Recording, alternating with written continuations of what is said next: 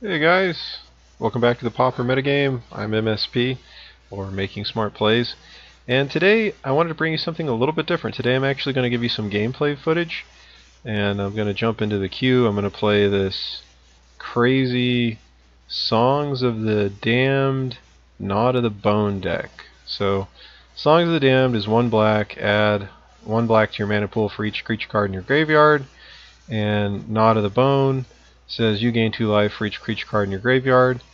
Cost 3, flashes back for 3. The deck basically has a ton of cycling creatures: Architects of Will, Lurching Rot Beast, Deadshot Minotaur, Monstrous Carabid, Horror of the Broken Lands. There's no real set deck list for this because it's just a really obscure archetype. That's why I thought it might be interesting for me to bring you some gameplay footage from this obscure deck and maybe a few other obscure decks at some point. I don't know that these kind of decks necessarily warrant getting a full deck tech review because they're just such a trivial part of the metagame, and maybe when it comes to decks like this it might be more interesting for me to just do a little bit of a in-game playthrough video, hop into the queue, let you actually see how the deck looks, and I can give a little play-by-play commentary. So basically we're cycling a lot of stuff, a lot of creatures, trying to pop off Songs of the Damned to get to chain a lot of mana, cycle some more, play another Songs of the Damned, use Reaping the Graves to actually get card advantage, and blow up the board and or kill other people with Crypt Rats, and just basically kill our opponent with Crypt Rats, and have enough life through Gnaw to the Bone that we don't have to worry about killing ourselves to the Crypt Rats. We can also do some other random things, like just drop a Horror of the Broken Lands and attack with it, or drop a Krosan Tusker and attack with it. So there's a lot of these various options. Again, this deck list I'm not going to say is a really perfect deck list because I've just sort of thrown it together. I want to have enough mana that I can execute my game plan, but I don't want to have too much mana, so what I've done is I'm running 20 lands, but I have a lot of cycling lands in here, and the deck cycles a lot anyway, so I think it'll be fine. And then for the sideboard I've got some Duress and a Raven's Crime just to try to throw some disruption at our opponent's hand if they're taking a control route, and extra Reaping the Graves in case we feel like we need it. Stinkweed Imp is interesting in various matchups just because I can dredge with it, which is interesting. Throwing a lot of creatures in my graveyard is another way to turn on Songs of the Damned, and Stinkweed Imp can certainly deal with some threats. Fairy Macabre is just good against certain control things where I can exile cards in graveyards and basically just throw another creature in my graveyard in the process, which is fine. Avantgarde's Justice is another good option against something like Elves, where I just need a little extra early game backup. Deathspark is also quite good against Elves. And, mono blue and blue red tempo style decks. Hush is mostly here for Boggles. So, without further ado, let's go ahead and just jump in the queue and see what we can do. So, let's hop over here to the Pauper League, and let's see if we can join up. You can see here the last league I played in, I was playing a very wonky rogue deck that was an experiment that certainly didn't go well, and this may end up being much the same, but we'll have fun anyway. So here we go. By the way, I don't I don't recommend this. This is one of those, do not try this at home if you're worried about just throwing your tickets away. I think Pauper is a great league to grind out value and build a collection. I know that Pauper has made a lot of tickets for me. I've probably mentioned this before and I'll mention it again, but just through playing Pauper over the years, I've managed to accumulate 4 of every common, so I can play whatever Pauper decks I want, and I've managed to do that just through my Pauper winnings. I do some drafting when new sets come out. I do that off of Pauper. I've put together a lot of other things, and I have a lot of tickets on hand to do whatever I want with, and that's because of Pauper. I don't really have to spend any money on Magic Online anymore, and that's because of Pauper. So you can actually grow a collection, build a collection on the back of Pauper, but not if you're throwing your money away playing these wonky rogue decks. This is what we're about to do right here.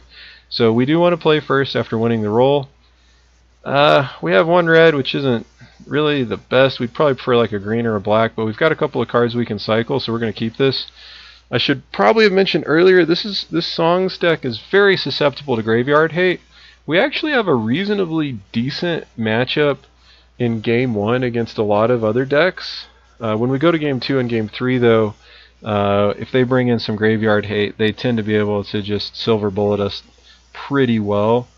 So there's a lot of pressure for us to win game 1. That way, if they happen to miss their sideboard on game 2, we can sneak out a match win.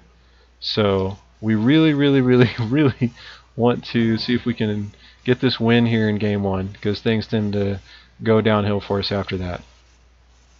So the Barrenmore drop means this could be mono black control that we're up against here. If that is the case, then they could have Bojuka Bog in the main deck, which is not great for us. Also, being on one land is not fantastic for us either. We'd really like to hit our land drops and be able to cycle through our creatures more quickly. So Sign in Blood is a pretty good tell that they're probably on mono black control.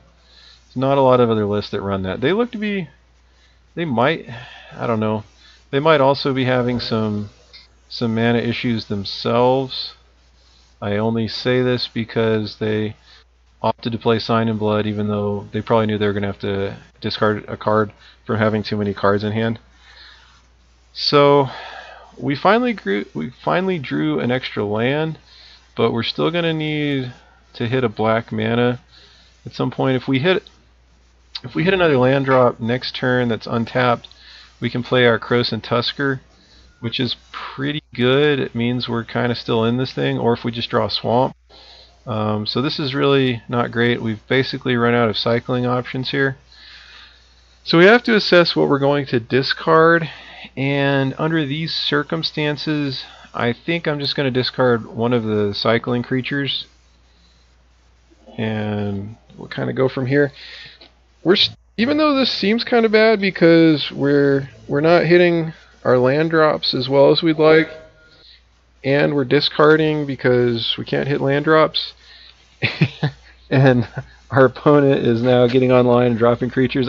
And there's a Bojuka Bog, right? So it's really not looking great, but I don't think we're completely out of this. A lot of these mono black control lists don't run more than 1 or 2 copies of Bojuka Bog, and our opponent, they're kind of in this interesting situation where they may have felt pressure to drop that Bojuka Bog then. That may have been the only other land they had in their hand. But if they're running only 1 or 2 copies of Bojuka Bog and they don't have another one in hand, I think that may very well have been a premature laydown on the Bojuka Bog. So we'll see. We'll see what our opponent has here. They're dropping Pestilence. That's really interesting. Alright,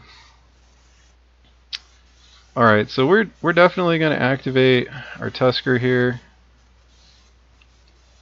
This game's going to be fairly close as far as whether or not we can turn the corner and cycle enough things and do enough things to be able to stay alive here. So we're going to go ahead and drop our swamp. We're going to, let's go ahead and hold our swamp up and cycle at the end of our opponent's turn. Okay. So I think this is kind of a tricky situation. I think I'm going to go ahead and discard an Architects of Will, and then we'll cycle the other one at the end of our opponent's turn. And we'll be kind of sort of starting to get enough creatures in our graveyard to have our Knot of the Bone do something. So at some point here we're actually, it's kind of interesting because the Pestilence is sort of a real threat slash issue, kind of, but not really. I mean, we kind of don't like the Pestilence, but it's hard to say. Okay, now the Thorn of the Black Rose is interesting. Could be sort of a real problem for us with our opponent getting all that extra card draw. But this match is still, we're still kind of in this. It just kind of depends on, again, whether or not our opponent hits another Bojuka Bog or not. Them being able to draw those extra cards every turn is certainly relevant to whether or not they hit another Bojuka Bog. Alright, so we hit a Moment's Peace. It's definitely interesting. So now we need to assess how much our opponent can pestilence for. 1, 2, 3, 4, 5, 6, 7. So they could do that. They could also potentially have the 5 mana costed 2/4 guy that drains us for 1 for each black mana symbol they have on the board. A Gray Merchant of Asphodel, so that'd be 1, 2, 3, 4, 5, 6, 7. 1, 2, 3, 4, 5, 8. So our opponent's going to be able to get close to killing us, but not actually kill us off of Pestilence. So at this juncture, I think we're basically just going to try to bide our time just a little bit more. We really want to push it to the brink. We want to hold off on popping our Gnaw to the Bone as long as we possibly can. Okay, so our opponent's going to try to get in some end of turn Pestilence, which I think we're still okay here.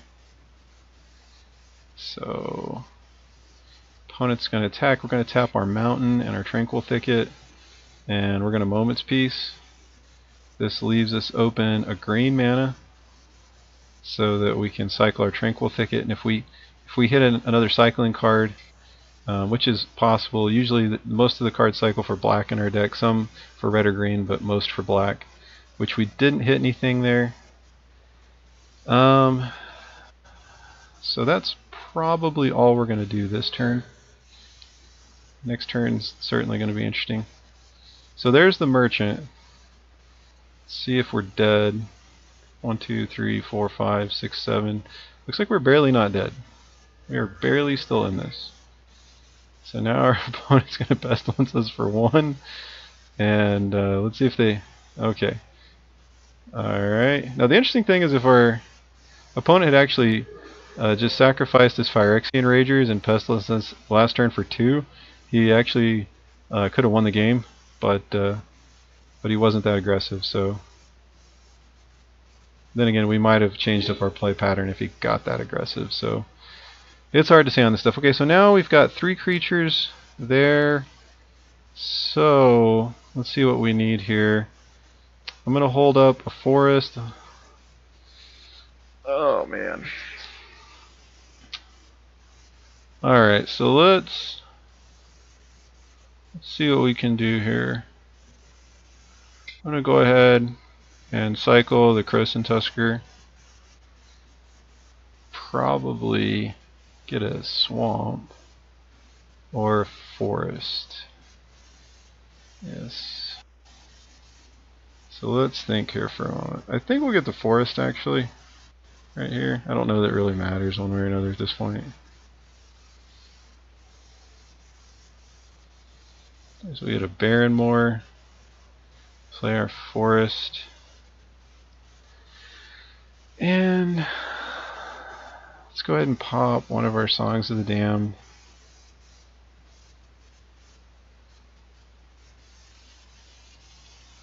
Alright, so we've got 4 to work with.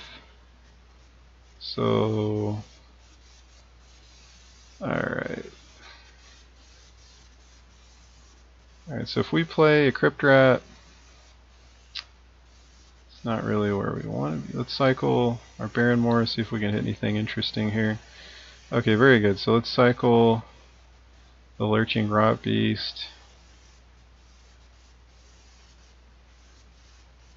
Let's see what we hit next. Okay, so let's go ahead and cycle the Deadshot Minotaur as well. We're definitely going to be cutting it close here, folks. Cycle this creature. We're kind of doing it. We are kind of doing it. Play Songs of the Damned again. Alright. So we want to hold 2. So that's 5 minus 3 is 2. So that's kind of interesting. We can kill the Phyrexian Ragers. Okay, so what we're going to do is, I think we're going to go ahead and pop Gnaw to the Bone here.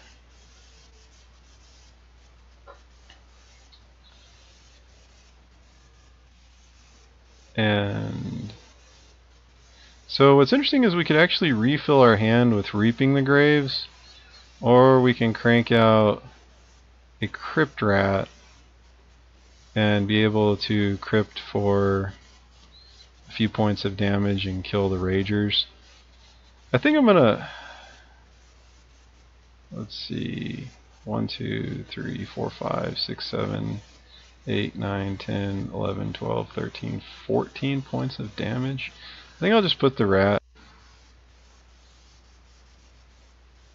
Probably should do Reaping, I don't know. This is a tough situation. So now we'll just go ahead and pop off the Crypt Rat for 2. And I think that's all we've got for this turn.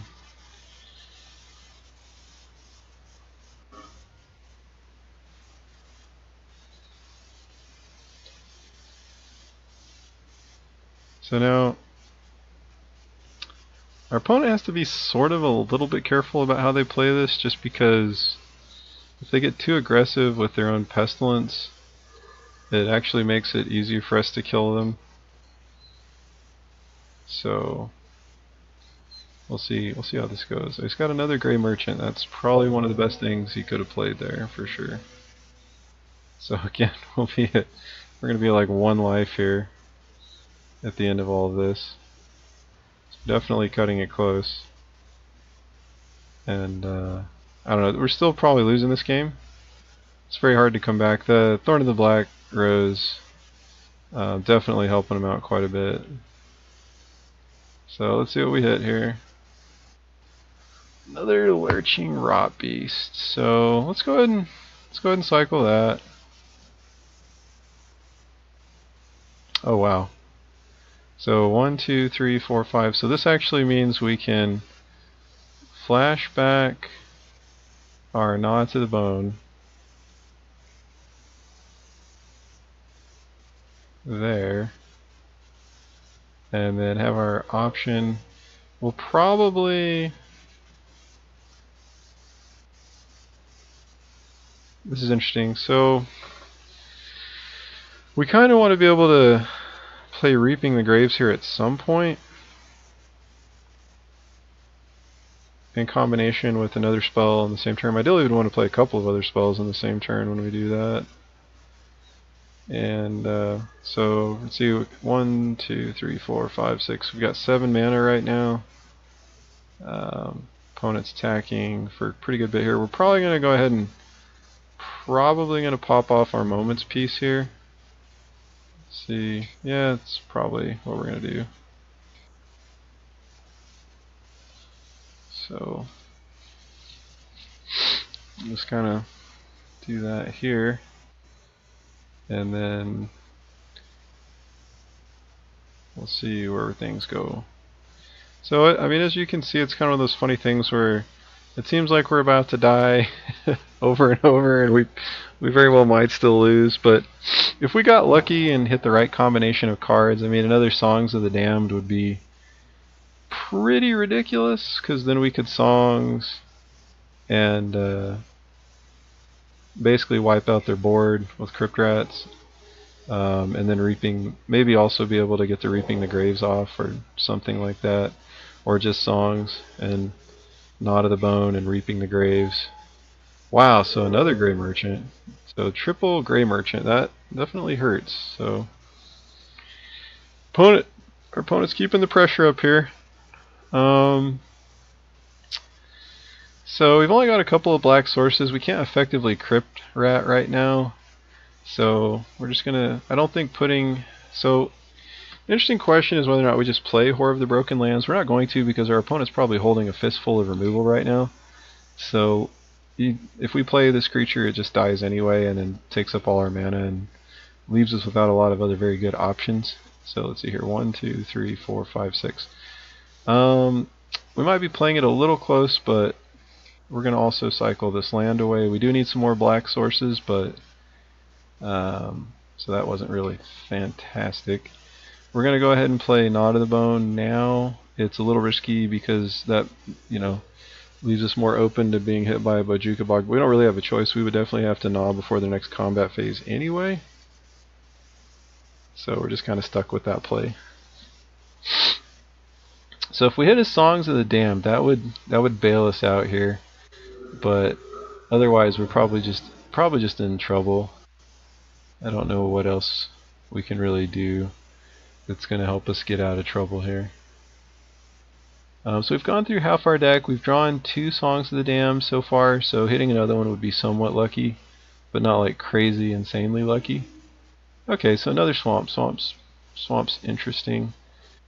So I think what we could do here is just go ahead and play a Crypt Rat. And let's see. We still have a Songs. So yeah, okay. So we're going to play a Crypt Rat and just leave it there. And wait to see how our opponent deals with that. If he just activates his Pestilence, then we've got 2 black mana we can activate, which means we can actually kill a couple of creatures, the Thorn and the Kumbaj Witches, just to take a little bit of pressure off. Or he could just use a removal spell, but then that's another... It would make Reaping the Graves somewhat attractive, but I don't think we can do it this turn. Okay, so he's going to do the Pestilence. It's fine, because now we can crypt for 2, and this means we're going to actually be able to kill a couple of creatures on his side of the board. And that relieves a little pressure. I mean, it's also okay. This also puts another creature in our graveyard. It's too bad if we just need a little more damage. But we're getting closer. If we draw another swamp, the next Crypt Rat will definitely get closer to even. So here's an interesting question of whether we're Reaping the Graves here yet. I don't really want to. I think I'm just going to pop off this gnaw. And now we've got a little bit of breathing room.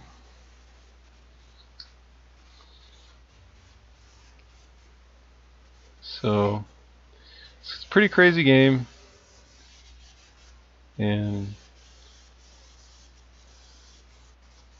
okay, so opponent's drawn a lot of cards. He's probably got a lot of removal in his hand. One interesting thing about this matchup that's not great for our opponent is a lot of the removal that he's drawing is just dead. So yeah, we can see him chunking a couple of Disfigures now.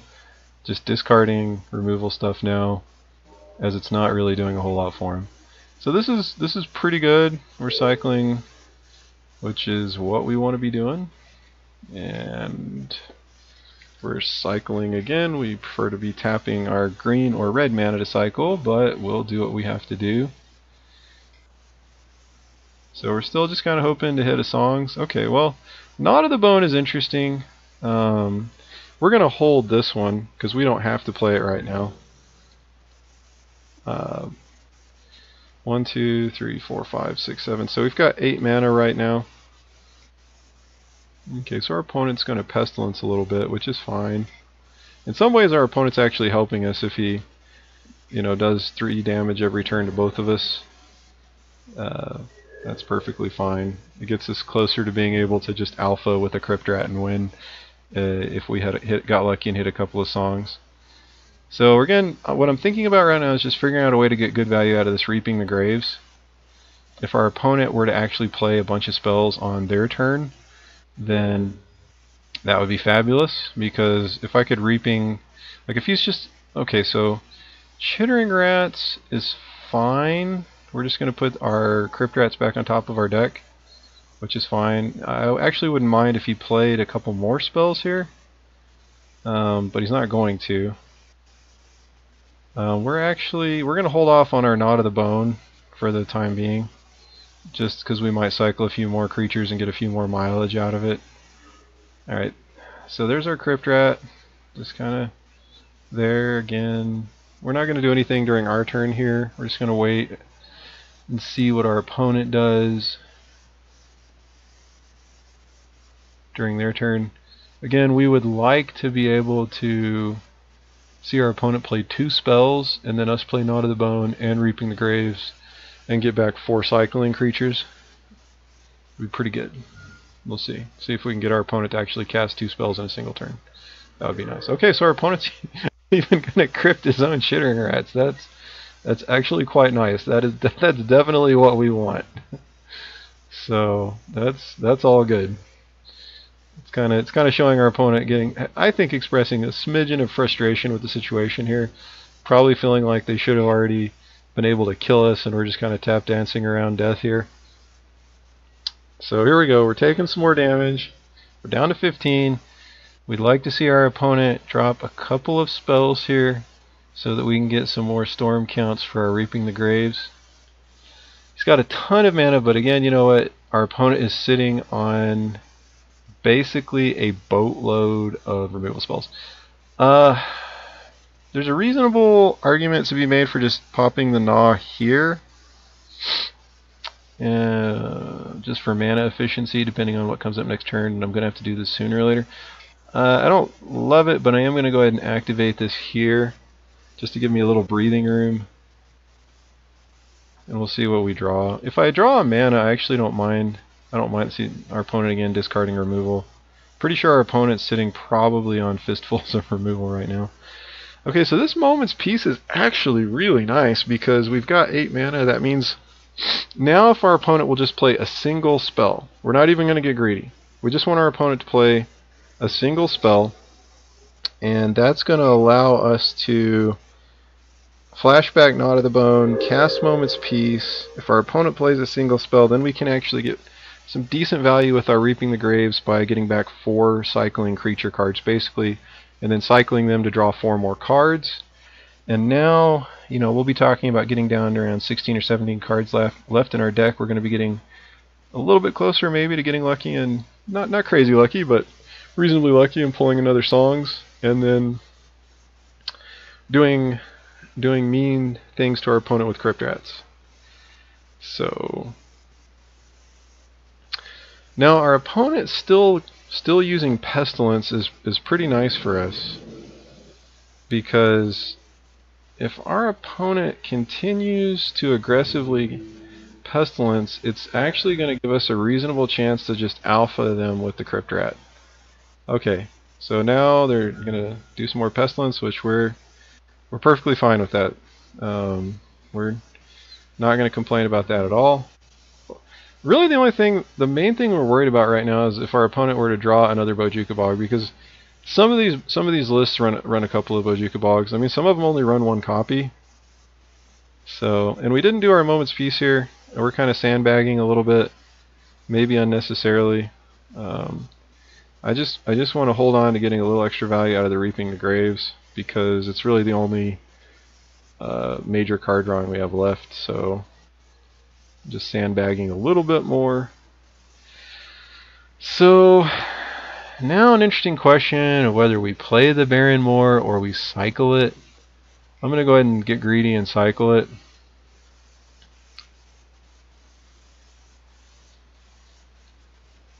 And our opponent apparently is going to take their sweet time thinking about how to react to that. Okay, so we want to hold up. Let's see what we want to hold up. I guess I'll go ahead and I'm just gonna not, let's see, 1, 2, 3, 4, 5, 6, 7. I probably should have waited to cycle the Baron more until we got into our opponent's turn, just to see what they do. Because again, now I've got a suboptimal situation for my Reaping the Graves. If they play 1 spell and I Moment's Peace and I Reaping the Graves, that doesn't leave me the ability to also have enough mana to play Gnaw to the Bone and get an extra card back on the storm count. So that's definitely a misplay on my part. But we'll just keep going, see if it matters. Hopefully it doesn't. I'm starting to kind of sort of feel okay about the whole situation here. Especially the more we're baiting our opponent into Pestilencing us. That's interesting. Our opponent didn't do the full Pestilence there. They might even be starting to catch on a little bit. We'll see. Maybe, maybe not. I don't know. Or maybe they're just... I can't tell. I have no idea what our opponent is thinking right now. It's really hard to say.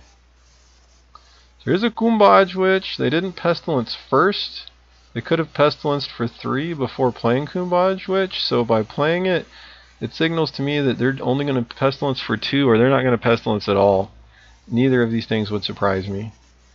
So we're going to go ahead and we're going to pop off our Moment's Peace here. Our opponent did play a spell this turn. If we were to get lucky and our opponent were to play another spell, that would be kind of sweet. So, and we may even Reaping the Graves here anyway, because we're let's see what we get on this cycle of the Tranquil Ticket. Let's just see what we get. So another Moment's Peace. So that's interesting. I think because we drew another Moment's Peace, we're gonna hold off on playing our Reaping the Graves. They're probably gonna discard some more removal, and they do. They discard Chainer's Edict. So, oh, here we go. Here we go. So now it gets interesting. So, let's actually see how many creatures we've got. 1, 2, 3, 4, 5, 6, 7, 8, 9, 10, 11, 12, 13, 14. We're kind of close here. We'd get 14 mana. It'd be 14, 15. We're really close to killing our opponent, but we're not quite there. So I'm going to wait one more turn. Now we're definitely going to do our Reaping the Graves on our opponent's turn to try to do some shenanigans. So our opponent's going to, I'm going to give our opponent one last chance, basically, to drop a Bojuka Bog on us. And if they don't, then we should be okay. We should be able to win if our opponent doesn't have Bojuka Bog right here, which is kind of amazing considering the ups and downs, the missing land drops, all these kind of things. So 1, 2, 3, 4, 5, 6, 7, 8. So it may seem a little I don't know. Some people might prefer to flash back their Moment's Peace in their graveyard before they play the one out of their hand, just to hide information from the opponent. But we do need to do it this way for mana efficiency purposes, because we are going to need to use up all our mana this turn to get the most out of our Reaping the Graves here. So anyway, we're going to pop the Moment's Peace from our hand. If our opponent has Bojuka Bog, it really doesn't matter. It just really doesn't. In terms, I mean, it matters, but what I mean is, by throwing more flashback cards in our graveyard, by putting a second Moment's Peace in our graveyard, we're kind of adding more exposure to that we have to a Bojuka Bog. But the additional exposure doesn't matter, because if our opponent were to drop a Bojuka Bog, we just lose anyway. So the additional Moment's Peace exposure in the graveyard is pretty irrelevant. Now our opponent cast several spells this turn, so this is all just kind of coming together quite nicely for us.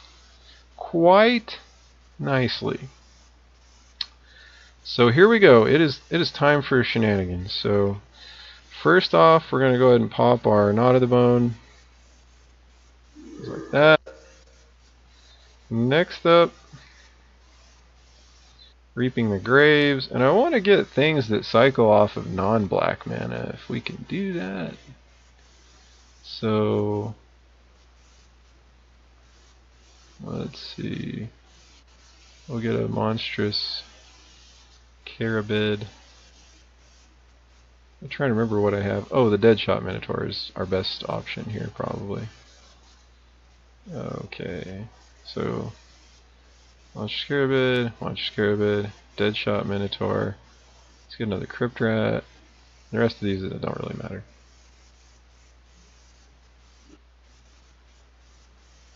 Okay, so I'm going to go ahead and F6 here just because our clock is actually kind of low. That's another thing about this deck, because I'm going to need to play a lot faster and more efficient here.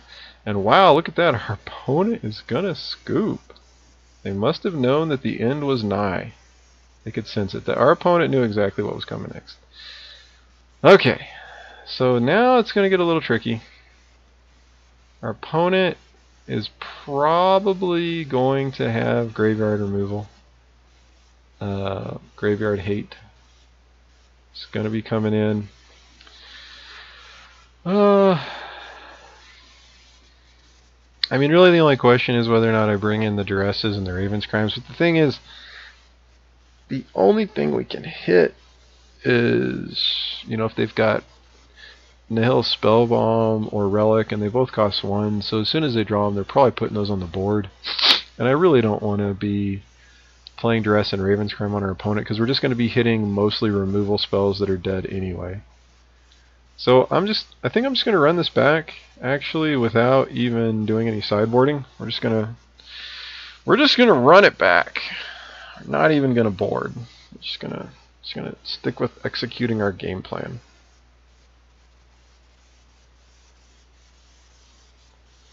Okay, now this is weird because the game is showing that our opponent has conceded still. So I've won the match. Apparently, I don't know, maybe our opponent got busy, had to go.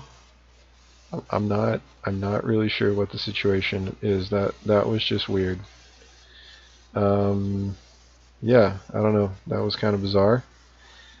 So yeah, this video has already gone 35 minutes, so I'm going to go ahead and just stop this here. I will queue up another match because I don't want this to all just be roses and sunshine. I need to play another match so you can see me get wrecked, so you won't just be thinking this deck is awesome.